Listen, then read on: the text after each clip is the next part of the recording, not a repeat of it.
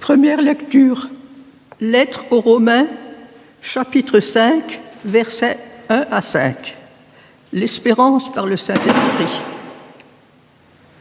Puisque nous avons été déclarés justes en raison de notre foi, nous sommes en paix avec Dieu grâce à notre Seigneur Jésus-Christ. Par lui, nous avons eu accès au moyen de la foi à ce don gratuit de Dieu qui nous est désormais acquis. Et notre fierté se fonde sur l'espérance d'avoir part à la gloire de Dieu. Mieux encore, nous tirons fierté même de nos détresses, car nous savons que la détresse produit la persévérance. La persévérance conduit à une fidélité éprouvée, et la fidélité éprouvée nourrit l'espérance. Or, notre espérance ne risque pas de tourner à notre confusion, car Dieu a versé son amour dans notre cœur par l'Esprit Saint qu'il nous a donné.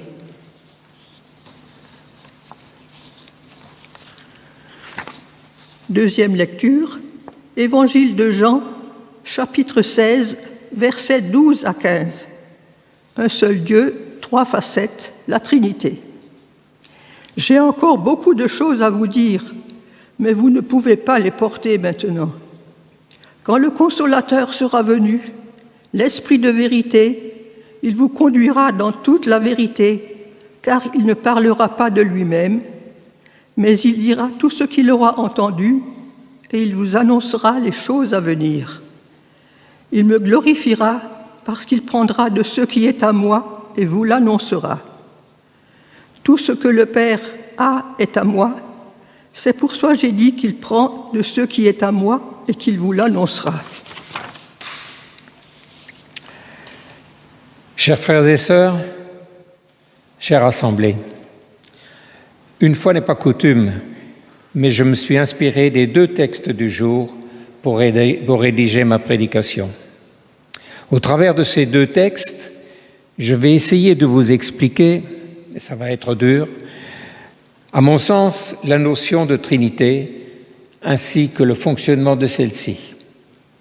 Mais rassurez-vous, c'est toujours et ça restera toujours une énigme pour moi. Donc je vous invite à m'écouter. En commençant par la lecture de l'Évangile de Jean, je me suis posé la question suivante. Mais pourquoi donc faut-il attendre à la Pentecôte pour porter les paroles du Christ ?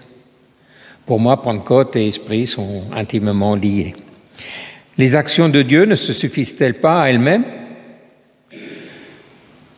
Pour nous chrétiens, Dieu est un. Il est un et indivisible et se présente sous la forme du Père, du Fils et du Saint-Esprit, tous les trois unis dans la Trinité. Et pour bien comprendre, il faut donc bien attendre la manifestation de ce troisième élément qui est le Saint-Esprit. Sinon, il n'y a que deux éléments et ça ne tiendrait pas, la Trinité. Tant que Jésus était présent tous les jours avec les disciples, ceux-ci se référaient entièrement à lui. Les disciples le suivaient les yeux fermés, c'était lui le chef, on suit. Mais maintenant qu'il leur annonce qu'il va partir rejoindre Dieu le Père, ils ne se sentent pas très prêts, ils ne se sentent pas très prêts à laisser partir le Seigneur. Alors, Jésus leur parle d'une chose, il leur parle du souffle de vérité à venir. Alors disons-le clairement, le Christ, on va l'assassiner. Certes, il ressuscitera et pendant 40 jours, il se faisra connaître comme le premier homme du nouveau monde. L'Esprit est déjà présent. Il n'est encore pas tout à fait en nous. L'Esprit est présent dès la résurrection du Christ. Mais tout cela ne durera pas. Il partira quand même et les laissera seuls sans lui. Il les laissera seuls à l'Ascension, cette terrible fête où le monde terrestre sera sans Dieu palpable. Alors que va-t-il se passer ? Comment les disciples vont-ils pouvoir vivre cette absence ? Comment vont-ils pouvoir vivre un Christ présent, un Christ absent ? Et nous, Comment pouvons-nous vivre de cette absence aujourd'hui? Une seule chose est sûre. Jésus a promis sa présence jusqu'à la fin du monde. Et c'est au Saint-Esprit de nous le rappeler. Dans le passage de l'Évangile que nous venons de lire, il va nous expliquer que c'est grâce à l'Esprit Saint, exactement grâce à ce souffle de vérité qu'il est toujours parmi nous, et que nous pouvons vivre complètement de cette absence physique. Le rôle du Saint-Esprit n'est pas de prendre des initiatives, de faire des promesses spectaculaires, guérisons, miracles, etc., mais simplement de prendre ce qui est à Jésus et de nous l'expliquer pour que nous puissions comprendre et que nous puissions nous l'approprier, parce que c'est ça le plus important. Ce qui est à moi, dit Jésus, il vous l'annoncera. Et c'est grâce à ce souffle que les témoignages bibliques nous parlent et que nous pouvons recevoir et accepter la foi. J'ai encore beaucoup de choses à vous dire, dit Jésus. Sinon, vous ne pourrez pas tout comprendre et ne supporterez pas mon absence. Et j'en suis convaincu, sans explication, je ne suis pas sûr que nous puissions effectivement entendre tout ce qu'il a à nous dire. Et c'est vrai pour l'évangéliste Jean. Commençons par un peu d'histoire, parce que l'évangile de Jean a été écrit assez tard, et le chapitre 16 de Jean fait partie de ce que Jésus a voulu transmettre de son ultime message à ses disciples avant sa mort sur la croix.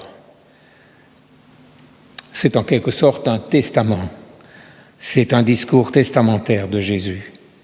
Et le but de l'évangéliste, au travers de ce texte, est de réconforter et de consolider sa communauté qui commence à être face à un doute. Jésus est mort sur la croix depuis un bon moment et le doute s'installe.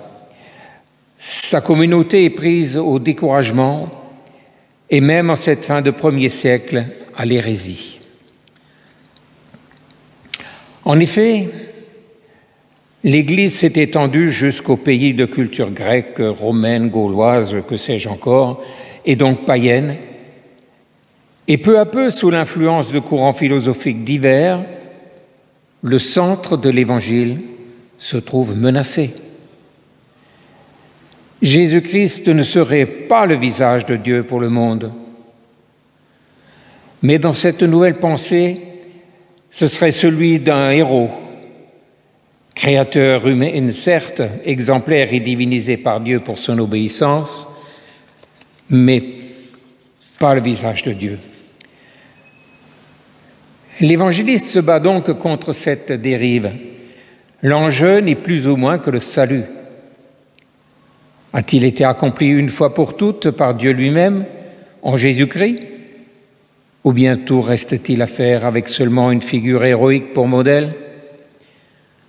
La question, hélas, persiste encore aujourd'hui pour certains. Les conciles de Nicée et de Constantinople ont bien essayé plus tard de clarifier les choses. L'ont-ils fait en parlant d'un seul Dieu en 3 personnes? Il semble que ces conciles ont voulu faire, c'est surtout d'écarter des compréhensions mauvaises. Si vous dites qu'il y a 3 dieux, vous vous trompez. Et si vous dites qu'il n'y a qu'un seul Dieu monolithique, sans dialogue interne, sans vie, vous vous trompez encore. Dieu est un. Dieu est un, mais il se donne à connaître comme Père, Fils et Saint-Esprit. Et chacun de ces 3 éléments vit au travers des 2 autres. Ce qu'il faut bien comprendre, c'est qu'il y a une relation très interne entre ces 3 éléments. Les relations entre le Père, le Fils et le Saint-Esprit n'ont cessé d'agiter les églises. Et pourtant, la parole est sans ambiguïté aucune. La parole est rigoureuse. Celui qui m'a vu a vu le Père, car nous sommes un. Dans notre texte ce matin, Jean ajoute Tout ce que possède le Père est à moi, et c'est pourquoi j'ai dit que l'Esprit vous communiquera tout ce qu'il reçoit de moi. Le Saint-Esprit prend ainsi une place essentielle, une place soulignée avec force dans ce testament de Jésus. Oui, frères et sœurs, nous ne pouvons pas isoler Dieu, le réduire à cette seule entité, car pris seul comme un élément unique, il ne serait pas compréhensible par la raison humaine. Nous avons besoin de la relation entre lui, le Fils et le Saint-Esprit. Nous avons besoin de cette Trinité pour bien comprendre. Et d'autant plus que le dernier élément, l'Esprit, on ne sait pas toujours qui est l'Esprit. Dans les textes, on nomme l'Esprit le Paraclet. Le Paraclet qu'on peut approximativement traduire par défenseur, éclaireur, consolateur, avocat, ami, aide, etc., etc. Mais enfin, littéralement, c'est celui qui est appelé à se tenir à côté de quelqu'un pour l'assister, notamment à la barre d'un tribunal, par exemple. Au verset 13, il est dit qu'il a pour fonction d'enseigner et de conduire dans la vérité. Là aussi, je me suis posé une question, mais qu'est-ce que la vérité ? Le dictionnaire nous dit que c'est une connaissance conforme à la réalité des faits qui se sont écoulés. Mais comment savoir que ces faits sont bien réels ? Comment pouvons-nous être certains de détenir la vérité ? L'Esprit seul apporte cette adéquation entre la réalité et l'homme et la femme qui le pensent. Il faut qu'il y ait adéquation entre les deux. L'Esprit ne produit pas de vérité autre que Jésus. L'Esprit pousse le croyant à reconnaître le Père au travers du Fils. Il n'apporte pas de révélation inédite, mais il donne vie et actualité à ce que Jésus a dit et fait. Jésus ne donne pas la vérité, car il est la vérité. « Je suis le chemin, la vérité et la vie », dit Jésus. Le Saint-Esprit vient rendre efficace dans le cœur du chrétien l'œuvre de Jésus-Christ. Il rappelle sans cesse ce que Jésus a fait pour lui et ce qu'il lui a donné. L'action du Saint-Esprit dans le cœur du chrétien est de renouveler encore et continuellement la réalité des paroles et des promesses de Jésus. Le Saint-Esprit, c'est un peu à l'image des vagues de l'océan qui se renouvellent sans cesse. Sans cesse, on nous parle des bienfaits du Seigneur. Mais attention, pour être conduits par le Saint-Esprit, il faut que nous soyons disposés à recevoir Jésus, à le croire bien vivant près de nous et véritablement capable de guider nos vies si nous l'y invitons. L'histoire de l'Église, comme la vie religieuse de notre temps, sont menacées par des hommes et des femmes qui se lèvent pour apporter de prétendues révélations nouvelles que l'Esprit leur aurait soufflées. Ils risquent d'en abuser beaucoup, alors faites attention. Mais le texte est clair. L'Esprit actualise. L'Esprit rend présent la parole de Jésus malgré son absence. L'Esprit fait surgir de la Bible des écritures mortes, figées dans la froideur du papier et éloignées par l'histoire, pour la transformer en une parole vivante qui devient parole de Dieu pour nous aujourd'hui. Lorsque la bouche du Maître se tait, l'Esprit Saint poursuit son œuvre inlassablement, en ne cessant d'actualiser, de faire vivre pour le croyant les paroles jadis prononcées. Grâce à l'Esprit, la disparition physique de Jésus est paradoxalement l'assurance d'une présence qui demeure au-delà du temps et de l'espace. Il faut lire l'absence comme une absence réelle, mais pour le croyant, ce vide annonce une présence d'un autre ordre, celle de l'Esprit, celle du Christ, celle du Père qui demeure à jamais. C'est là qu'intervient la foi du croyant, celle de chacun de nous, comme nous l'explique Paul dans sa lettre aux Romains, que je vais vous relire maintenant. Puisque nous avons été déclarés justes en raison de notre foi, nous sommes en paix avec Dieu grâce à notre Seigneur Jésus-Christ. Par lui, nous avons eu accès au moyen de la foi à ce don gratuit de Dieu qui nous est désormais acquis. À notre fierté se fonde sur l'espérance d'avoir part à la gloire de Dieu. Mieux encore, nous tirons fierté même de nos détresses, car nous savons que la détresse produit la persévérance. La persévérance conduit à la fidélité éprouvée, et la fidélité éprouvée nourrit l'espérance.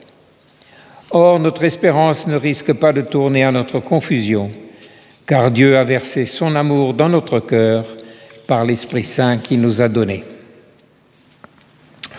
Eh bien oui, frères et sœurs, la foi, c'est aussi de croire au don de l'Esprit Saint. Car alors justifié par la seule grâce de Dieu, je peux vivre dans la paix de ce dernier et dans la confiance de sa présence, malgré son absence. C'est la seule foi en Christ, en celui qui s'est manifesté pour moi sur la croix comme mon Dieu. C'est la seule foi qui justifie mon existence, qui m'apporte dignité, qui m'apporte valeur, sans condition. C'est la seule foi en Christ qui peut me libérer de la tentation de toujours me faire des images de Dieu, qui ne serait qu'à la mesure de mes ambitions, qui ne serait qu'à la mesure de ma culpabilité cachée, qu'à la mesure de ma peur et de ma soif de pouvoir. Le Saint-Esprit est le révélateur de ma foi en ce Dieu-là, ce Fils traversant l'existence humaine dans la totale confiance au Père, se révélant comme un homme méprisé. Seul ce Dieu-là peut me libérer de la peur et de l'angoisse.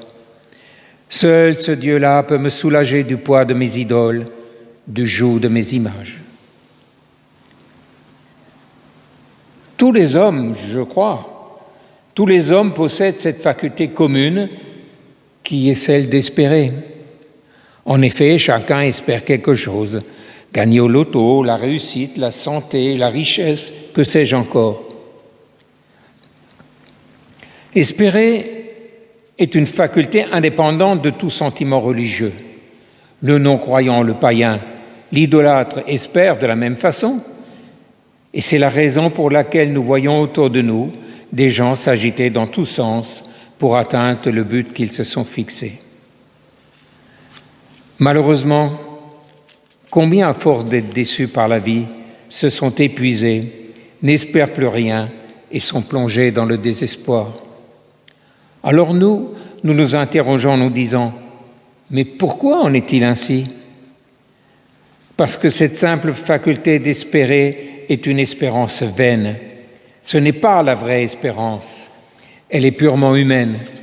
Ainsi livré à lui-même, l'homme se crée et s'accroche à un grand nombre d'artifices pour nourrir sa raison, pour espérer. Dans cette lettre aux Romains que nous venons de relire une deuxième fois, l'apôtre Paul fait jaillir une lueur nouvelle en affirmant qu'il existe une véritable espérance, une espérance qui ne trompe pas. Cette espérance-là, c'est la richesse du croyant, c'est la richesse du chrétien, de celui qui, étant justifié par la foi, est en paix avec Dieu, grâce à notre Seigneur Jésus-Christ. Cette espérance est l'assurance d'un salut parfait, d'un salut total. C'est l'espérance de posséder la paix de Dieu et qui est le fruit de son pardon. Le chrétien déclaré juste par Dieu du fait de sa foi possède cette espérance-là. Alors, ayons la foi. Il voudrait que cette espérance véritable soit sa force, son moteur, sa joie de vivre. Cette espérance-là ne trompe pas, chers amis, parce que l'amour de Dieu est répandu dans nos cœurs par le Saint-Esprit. Elle ne trompe pas parce qu'elle est fondée, non pas sur notre amour pour Dieu, mais sur l'amour de Dieu pour nous. un amour manifesté dans le don de son Fils Jésus-Christ. Alors, désormais, j'ai confiance. Je cherchais une présence de Dieu massive, indiscutable, qui comblerait mes doutes, qui ne me laisserait aucun doute, qui ne me laisserait aucun répit. Et je trouve cette présence légère, offerte, ouverte, respectueuse. Dieu est un, Dieu est Trinité. Les disciples de Tournant n'auront jamais rien d'autre à voir que le Fils qui s'en va, qui s'en est allé, que Jésus seul saisi par la foi. Saisis dans l'esprit, ils n'auront rien d'autre à voir du Père que Jésus seul parti, mais saisis par la foi, saisis par l'esprit. Autrement dit, pour se mettre en quête de la présence agissante du ressuscité, il ne reste qu'à nous attacher aux paroles et aux gestes de celui qui a cheminé aux côtés des disciples. C'est lui, Jésus. C'est lui qui, jour après jour, par la prédication et la lecture de la Bible, ne cessera de venir à notre rencontre, dans notre monde, au cœur de notre histoire.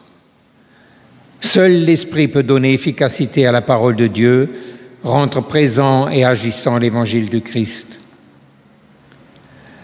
L'Évangile nous est donné, il ne se transmet pas, il ne se transmet jamais comme un savoir.